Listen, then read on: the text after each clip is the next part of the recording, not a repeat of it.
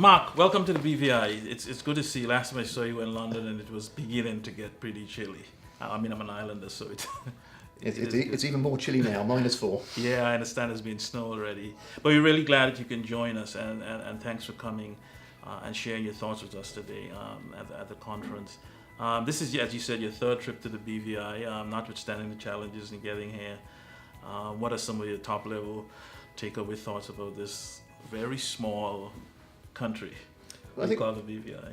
I think that my first point is I think there's a lot to be proud of. Yeah. We've done research trying to understand the economics of the BVI, what the real economy, what people actually do, what the real jobs are, what the real incomes are, and this is a successful and prosperous economy against its peers. Against most of the Caribbean, you've got a decent level of prosperity per capita, GDP, but also more importantly, this is, for such a small economy, 30,000 people, it's also a mixed, balanced and therefore more sustainable economy. Yeah. Tourism and financial services, and that's actually, and the sorts of levels and sort of balance you have here is quite rare across jurisdictions of this type. Yeah. So I think that's positive. And despite some of the stuff in the newspapers, I would also argue you're actually in a relatively strong fiscal position as well. If we had in the United Kingdom the levels of public debt that you have here, we'd be very happy. That's an interesting point, because as islanders, sometimes we look at the last time I looked at the numbers I saw the budget address on Monday. I think the Premier said we had outstanding debt of $106 million. And sometimes we fall off the thing. Oh, that's a lot of money. You look at where that is in terms of percentage, it is very small. And it is, most important, I think, to your point, very, very manageable. And we do need to be fiscally prudent, because that has always been part of the BVI DNA. How is the study going, now without getting in the weeds about it, generally? Yeah, we've made good progress. Feedback.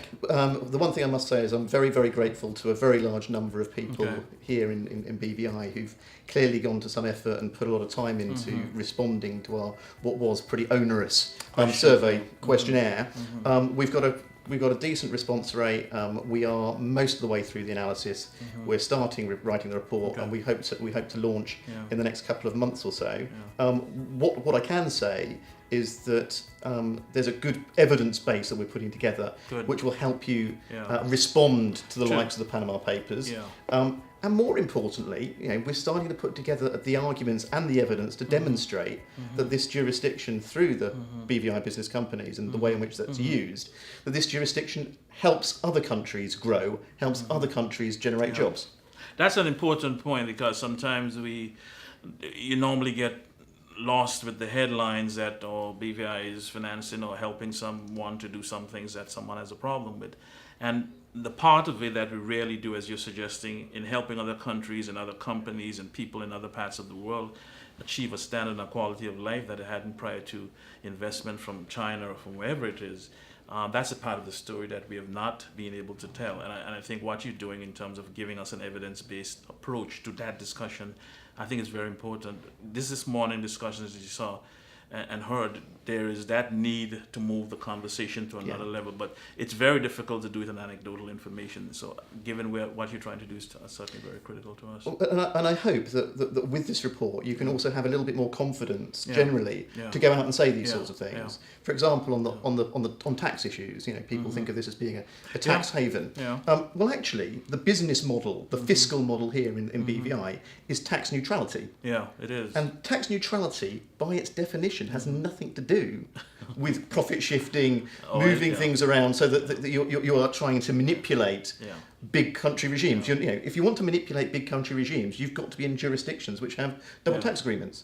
Yeah, we're not. And you're not. By and large, And so I think there's a part of this which is just hopefully you having the ability to turn around and be just a little bit more firm and confident in the way in which you express what BVI is. And I think the results certainly will give us that to be a little bit more forwardly. But the other part of it too that I think I would like to see, hopefully, and it begins a trend where we begin to do more of these studies and what have you. If you think, for example, the rise of China and the BVI's economic advancement are tied. That is quite a story, that here is this huge country in every sense, land, space, population, economy, and then here's this little country.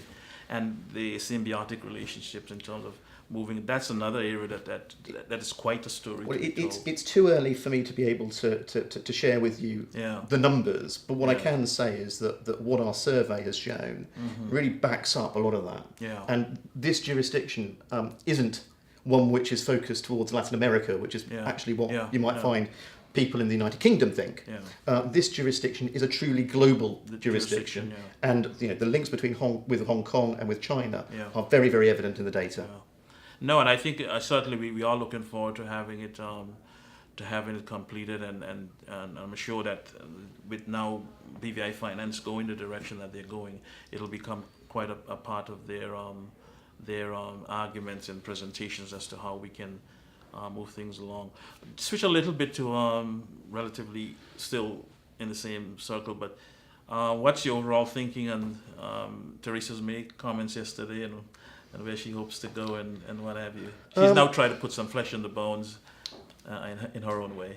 I think in reality what we saw yesterday is we saw what had to happen. Yeah, okay. Is that fundamentally you cannot go into a negotiation saying we want everything because you won't get it, and you can't go into a negotiation articulating what your policy is because again you can say that. So what you have to do when you go into a negotiation is you've got to go in and say if you do your worst to us, the other side, if you do your worst to us, we'll still be fine and we're ready for it, and that's what you saw yesterday. Yeah. So I wouldn't read too much into the detail of what was there. Okay. What that was effectively Theresa May doing what, in my view, should have done 5 months ago, which is turn around and say, well, we want to negotiate with the EU. We want the best outcome as possible. But if the worst comes to the worst, we'll walk away. Yeah. Well, she certainly put the markers down, and everybody can now begin to move along. Do you think that there's the negotiation? I think is supposed to start end of March or whenever it is.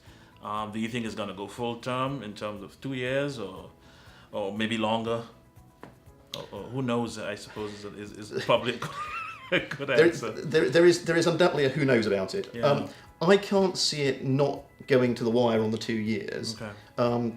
2 reasons for that. Firstly, that's just how Brussels works. Yeah. And you only make a deal on the 11th hour, and it's usually over some sort of dubious alcohol-induced dinner with lots of people. The second reason, though, is that there's just too much political turmoil in 2017 in Europe. And you've got elections in major states, which could be very influential in the way in which the policy develops. That means that realistically, even if we invoke Article 50 at the end of March, nothing serious is going to happen until the tail end of 2017. And then doing all those negotiations within a year is in itself a tough ride. I do think there will be some form of transitional movement afterwards, though. Just the practicality of it. But the extent to which, what you will find is that they will be labelled in different ways to make them more or less palatable to the aggressive Brexiteers. Yeah. No, I think you're right. The one challenge that Theresa May faces all of these elections, and worse than that, they're not just normal elections. Elections are ever normal. There's this shift that could really disrupt things. So any governments in Europe are going to be very cautious about what they give away or be seen to be given away before it causes them problems. So it's going to be interesting. It's going to be a very interesting year. I think what started in 2016 is going to continue in 17 and God knows beyond. And for us, the challenge is how do we, as a small little territory with no influence, be sufficiently smart, sit up in a chair and know broadly where things are going and still continue to honor or keep.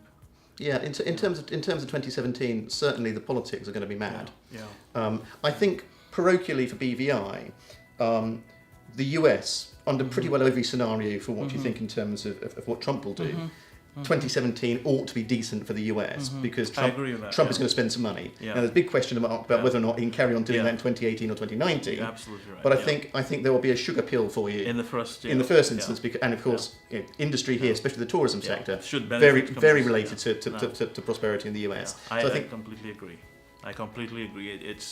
We're in a unique position in that regard.